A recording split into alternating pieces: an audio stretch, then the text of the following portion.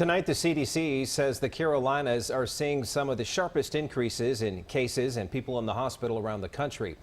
They also say that studies prove both Carolinas are among the states where people are least likely to wear a mask. Well, now the state and Mecklenburg County have been talking about making wearing a mask mandatory. Last night, Mecklenburg County commissioners voted to talk about requiring everyone to wear a mask anytime you walk out the door of your home. Now, the county cannot mandate it, though, without the approval of towns and cities. North Carolina's governor also suggesting conversations about a mandate.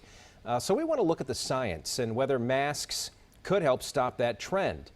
It's what we've heard that they certainly do. Let's turn to one of our scientists, our meteorologist, John Ahrens. Well, as a meteorologist, we study air and how it flows, and generally the direction that it's coming from is going to determine how you feel, how the weather's going to be. So let's go ahead and take a look at the recommendations to prevent the spread of COVID-19. So I'm going to go ahead, use this tape measure here and measure out 6 feet. You hear a lot about the 6 feet rule, right? Well, that's actually based on sound science. Let me stop it here. The theory is that a cough or droplets aren't going to go much beyond 3 to 5 feet. So 6 feet, you're good. My photographer Josh, he's 6 feet behind me. But what if I'm walking around and all of a sudden a jogger comes by? I'm in trouble, right? Well, that's why they're recommending this mask. The masks do the work. So I looked into a study by the Texas A&M Department of Atmospheric Sciences. Let's go ahead and go back to the beginning of this pandemic. Scientists say China was able to contain the virus in its own country because many people in their biggest cities were already used to wearing the masks. Deal with all the air pollution that they got over there.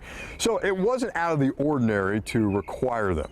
The study also found in New York, where the pandemic hit its peak last month, masks prevented an additional 66,000 people from getting sick. That certainly could have overwhelmed the hospital system.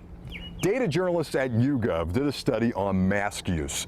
They found up in New York where cases are dropping about 53% because people wear masks.